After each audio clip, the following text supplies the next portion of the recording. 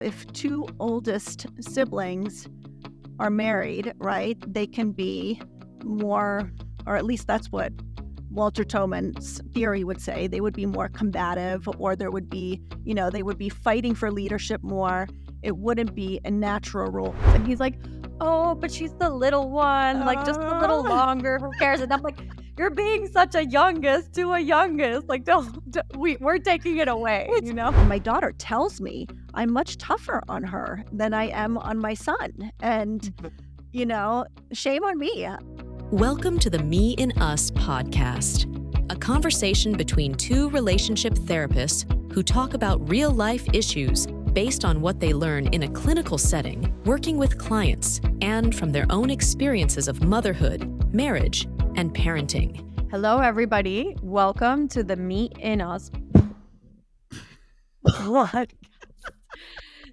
This is an unstable surface. We have to keep that. Fail. 1, 2, 3, go. I thought that might happen, but I figured it wouldn't happen like as soon as I started talking. Now you're awake. Okay, we'll start again. Hello, everyone, and welcome to the Me and Us podcast. Today, we are recording an episode regarding or discussing sibling position. So sibling position is one of the main concepts of Bowen theory, which is the theory that both Dr. Olivia, who's here, and me, Elsa, discuss in and pay attention to in the theory that we practice. But more than that, sibling position is also a standard of social conversation that has so many meanings attached to it. Like, are you a middle child? Are you an eldest daughter? Are you an only child? What do all of these things mean? Well, it depends on how you look at it. But what I think is that it provides interesting concepts and to give perspective and make sense of relational dynamics, to understand things with a little more depth. Maybe I think it can help to make things less personal, and to understand how sometimes we get pinned down or stuck functioning a certain way. It helps us understand what behavior may or may not be predictable, what's possible for people. So, endless possibilities here. I hope you will join us on this interesting conversation. And with that said, welcome, Dr. Olivia. How are you today? Hi, Elsa. I'm good. Ready for this interesting conversation on sibling position. I think it's a topic that hasn't been or doesn't get enough credit, right? It's, it was, and maybe we should give some background. It was developed by a psychologist, right, Walter Toman, who came up with this. And he was able to basically predict if couples would get divorced, or at least that's the idea of his theory, right, based on their sibling position. And I think it's similar to, Gottman's work, where they were also able to look at couples and see, based on how in tune they are with each other, how they respond to each other, if they're going to make it or not, right? I mean, I think these are all, we have to take it with a grain of salt, but it is important, at least in Bowen theory, it became a concept, right? Sibling position was so important to Murray Bowen that he incorporated it in the 8 concepts. Yeah. I think, it can be used in so many different ways. And while I do think it is not given enough credit, like you said, or underused, I will say it's become somewhat of a sensation. There's this guy, TJ Terrien, I don't know how to pronounce his last name, on Instagram. And he, his description is like, I'm a middle child. And he runs through like scenarios for like oldest, middle, youngest. He acts them out, and they're just like so entirely predictable. Like, first day of school, the oldest, and depicts them a certain way. The middle depicts him a certain way. What do you think he is? He's a middle. He's a middle, he's right? like, I'm a middle child, which I am too, by the way, if we're confessing and giving our resume here now. What are you, Olivia? I'm a youngest, but, I am also a middle in a way, because I have an older sister, and then I have 2 older sisters, but in my biological family first, an older sister, only 14 months. So I'm definitely a youngest. And then I have an older stepsister and a half brother who's 11 years younger than me. So there's a big gap in my younger brother. But I do think, I have some middle child traits as well. Okay. So this is an interesting thing to talk about, right? Sometimes there isn't like a straightforward answer, like I'm a middle. Sometimes because of family dynamics or even changes in things that may happen in your family history may alter how you function or the position you occupy, right? So I think Bowen, and correct me if I'm wrong, will mostly measure it based on like the sibling you're closest to or live the longest with. I think it's one of those two metrics. So like if you are closest to your older sister and it was mostly the two of you, then you are the youngest girl of two. Yes. Partially. So you're saying your biological family, your nuclear family, and who you spent the most time with, which in this case would be correct, right? Yeah. So I say I would definitely identify more as being a younger sibling. So I think that does make sense. I think it gets interesting when, I think we talk about, I think most people know and hear about, some of the characteristics of being an oldest child or a middle or a youngest. I think it gets interesting when you start looking at siblings functioning in a family. And I think that's where maybe Bowen theory takes it, another step further, where they look at the functioning of siblings in their families over generations, right? Which I think have to do, because I think you can have two middle children who have very different characteristics, right? And how do you make sense of that? How does that come about? What do you think, Elsa? Well, I love what you're saying, because essentially one way to look at sibling position would be to say, what does being an oldest mean? Are you always super responsible? Or like, what does being a youngest mean? Have you always been babied or an only child, right? And that's just like one lens. What you're saying is that what I believe you're saying is that Bowen theory then takes it and adds an extra layer to it, which is like, how do people relate to one another? And how do you make sense of these positions in relationship to the whole family? So like, how is the middle affected by the fact that there's an oldest that operates this way? And then how does the youngest serve a role in maintaining a family dynamic? Am I correct? Yes. And I think I was also thinking about family members functioning in the family, right? So let's say you are the youngest of 4 girls. And actually, I have an example that I want to like sort of look at, and maybe that will help explain it. So, and maybe I'll read this quick. Okay. And this is directly from the Bowen Center website. People in the same sibling position exhibit marked differences in functioning. The concept of differentiation can explain some of the differences.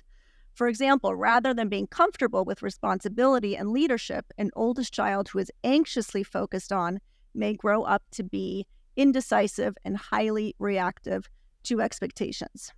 And his younger sibling may become the functional oldest, filling a void in the family system.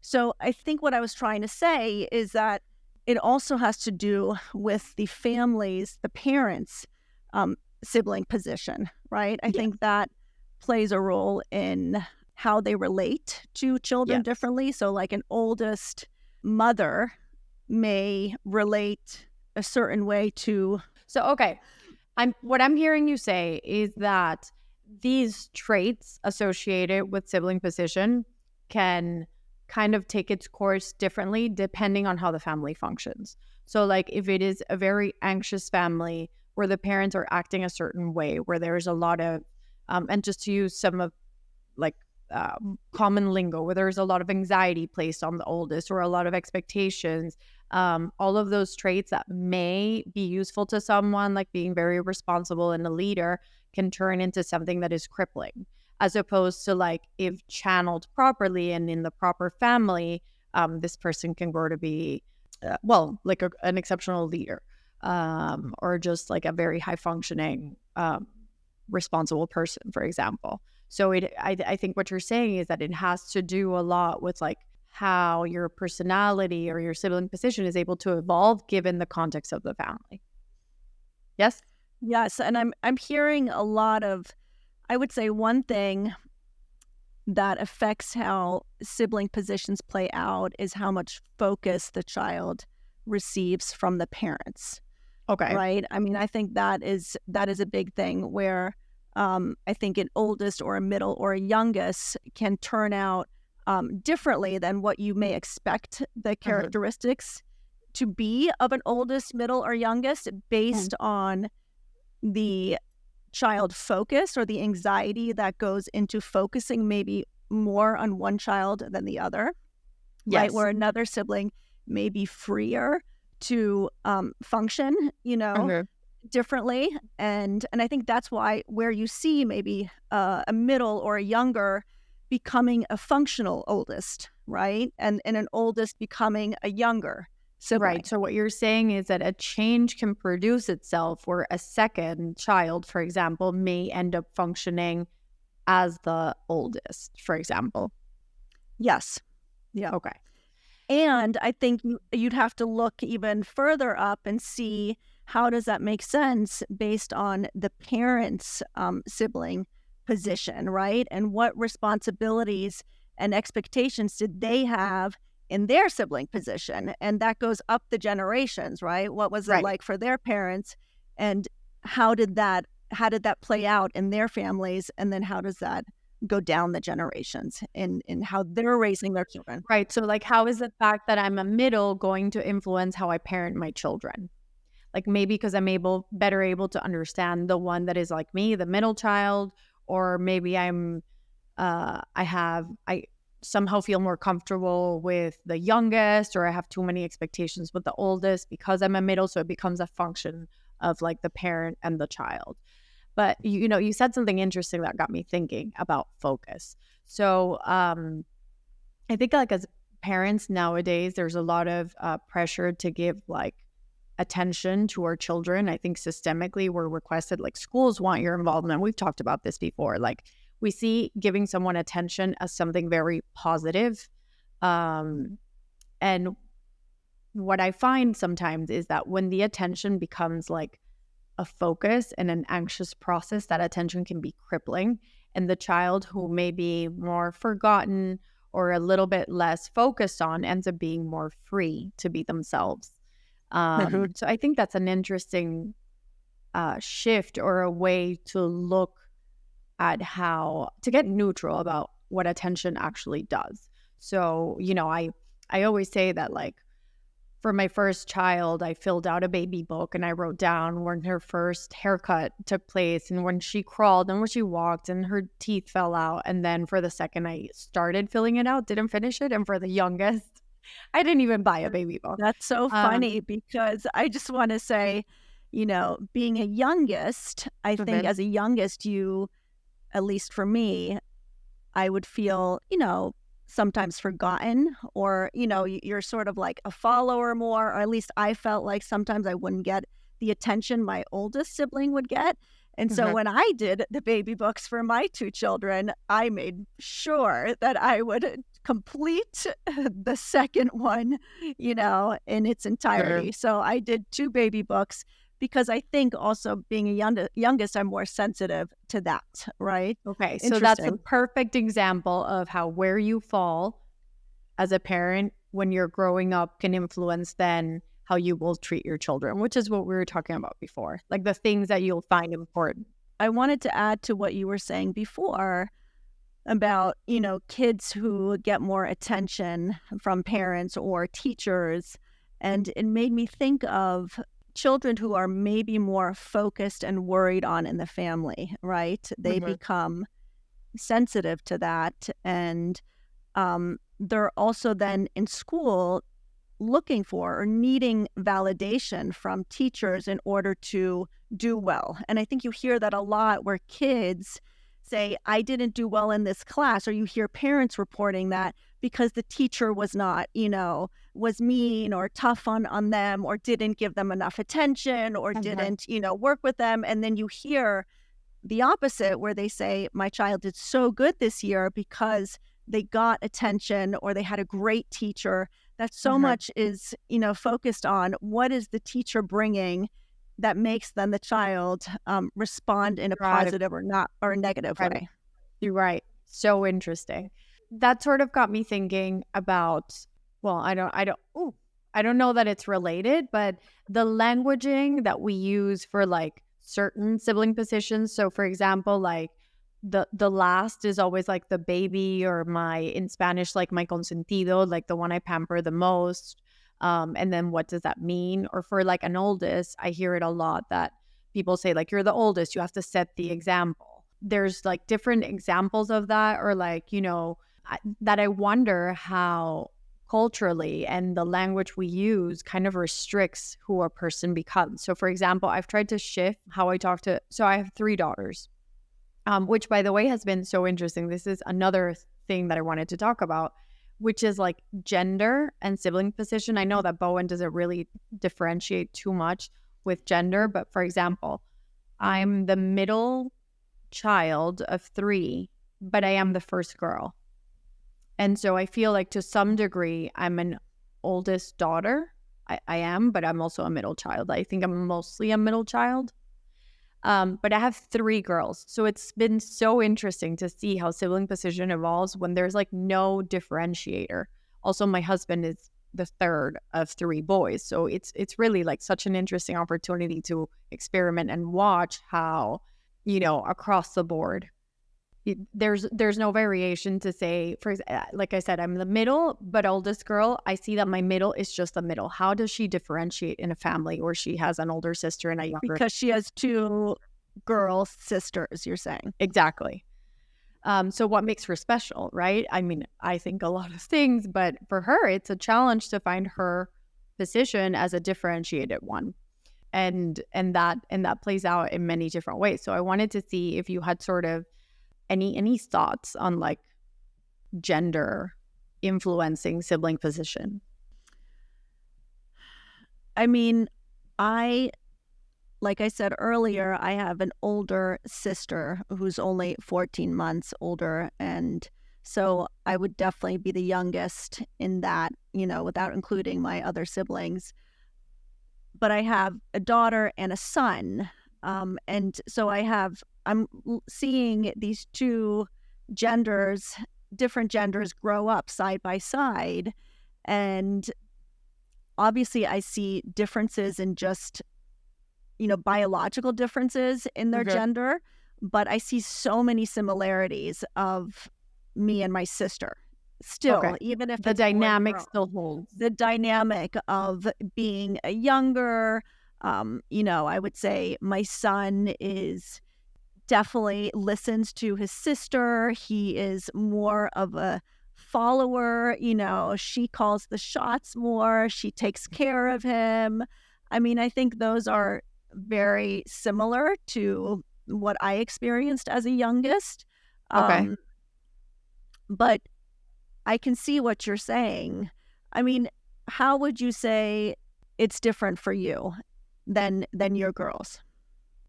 I think it was hard to be a middle. I felt sort of, felt difficult to define my position in the family, but I think it was made easier by the fact that I was the oldest girl. Sometimes I received that attention that as a middle I would have craved of being the oldest girl. Do you think you function as the oldest sibling today as a grown-up? It's so interesting you asked this because I had an interaction with my sister yesterday, just a phone call, where I was like, I'm such an older sister to her and she's such a younger sister to me. Like if you look at the 2 of us just in our conversation, it was coming to life. But my brother very much functions like an oldest too.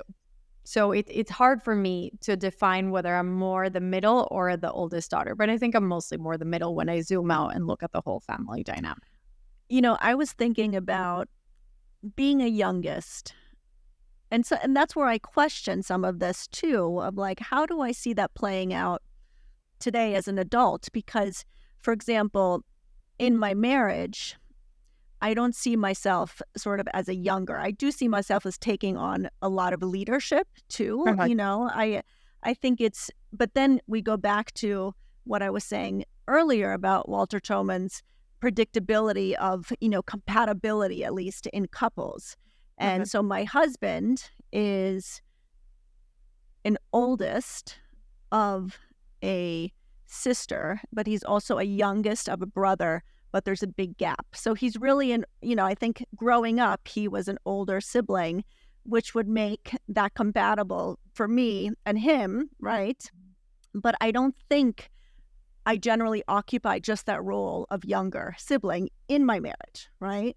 But I don't know if you've seen, clinically at least, I have definitely noticed sibling positions play out in couples where, especially with oldest, if two oldest siblings are married, right, they can be more, or at least that's what Walter Troman's theory would say, they would be more combative, or there would be, they would be fighting for leadership more. It wouldn't be a natural role. It's what you commonly hear as like two A-type personalities and a lot of butting heads, or like nobody wants to give in, or, like it has to be my way. And I do see that, especially that dynamic playing out as such a challenge between couples, like two oldest. Yeah, I see that more than I would say anything else. I mean, I think sometimes, well, actually, no, I think in the reverse, if it's two youngest, you see maybe there's more difficulty in deciding who's going to take the lead, right? Or deciding on what to do. That becomes more difficult or challenging for couples who were youngest in a family and then marry a youngest, right? That's so true. I think, and then what about only children? Well, I mean, I think, again, these relationships are so important. If you think about sibling positions, they're the first relationships that you have in life to really relate to another person, aside from your parents, right? And so I think if, for only children, you are more in the midst of your parents, right? I mean, those are basically the people that you relate to most in the family. And I think, I don't know, I mean, what would you say are some of the characteristics of an only child? I mean, sometimes you hear things and I think, again, only children are what? I think you hear a lot like the world turns around them, or like they're very self-centered. It has to be their way. They have a hard time relating to like the demands of other people in relationships, but I think it doesn't have to be that way, right? Yeah, I think I'm not sure that's only true. children learn how to do really well. This is a generalization, but they learn like the value of friendships early on, depending on like your experience. They also know how to relate very well to adults. They know how to take the lead often as well, because many times they're given that space and like a voice very early on in their home with their parents. So it again, and I said it takes kind of like, instead of looking at like sibling position as like something that constricts you and puts you in a box, it's like, how has it helped you and how has it been a challenge, right? And again, that there's going to be so much variability depending on the family, your parents, yourself as well, right? And I was just thinking a lot of only children, spend a lot of time with their cousins or with friends, right? On play dates, where it's, if you have two children and then you sort of just include a third, and they spend a lot of their time with friends outside of the family, which I think is really positive for a child, right? To get other influences aside from their parents or their siblings in the home. Yeah, I agree. So one thing that I think about with sibling position, and maybe this is something that we leave our listeners with before we get into questions, is that like it's important to look at sibling position like, what was your what was your parents' sibling position, what was yours, and what are your children's, and like how do all of these relationships get influenced by sibling position? And with that said, do you want to jump into questions? Sure. One question that I had is, what's the job description of your sibling position? What would you say are the responsibilities, the expectations of your sibling position? And very simple question. I like that question. I think my first one kind of relates to that one, but it's kind of like, what is a plus and a minus, or like a way that it helped you or a way that it challenged you to have your sibling position? So like, in other words, how do you get neutral about explaining how you function? I like that. That's a great question. I have another question, which would be, what does it mean to be a middle, oldest, youngest, or only child, and how has that shaped how you are in your intimate relationships, but also at work and even as a parent? Okay. Because these are all different roles, but what are we the same in that? Do you see yourself the same at work as you are as a parent at home or as a spouse?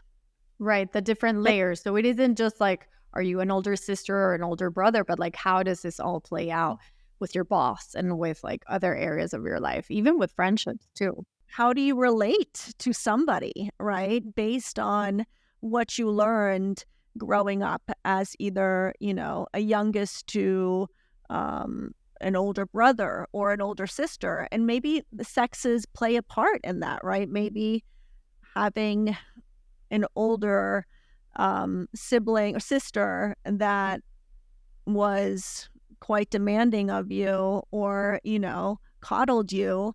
How does that affect how you are at work with maybe a woman boss, right? Or somebody under you at work. There's just so many layers that I think it's quite complex. Certainly.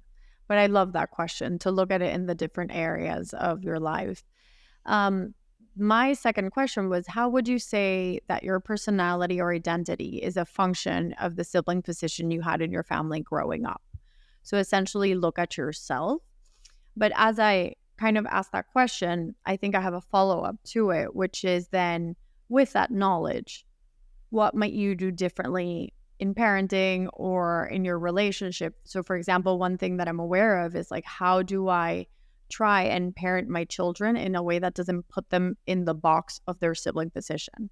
So like, I try not to tell my oldest, like, take care of your sisters all the time. I tell her, like, take care of yourself, take care of each other.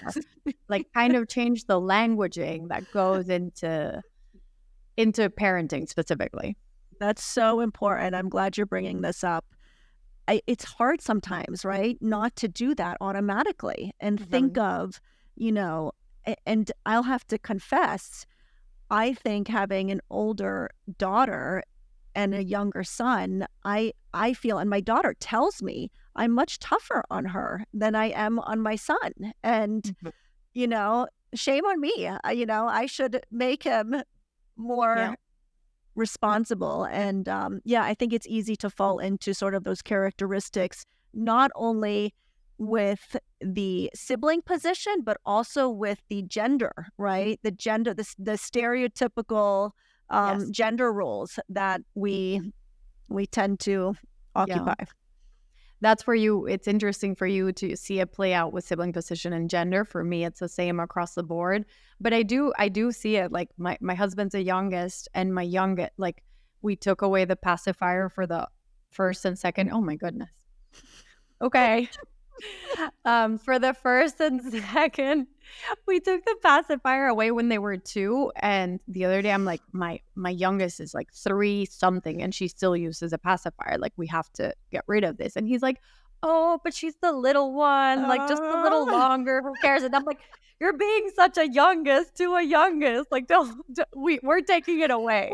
It's funny how we can relate to whatever our sibling position was. And I don't think sex really matters in this. I mean, you're giving an example where he was a youngest, but you have a youngest daughter. I have a youngest son, right? And somehow I can relate to him being the youngest, and you sort of, just let things go a little. Yeah, for me, it's such a challenge parenting my middle because I have so much empathy for the challenge that I feel like I felt growing up.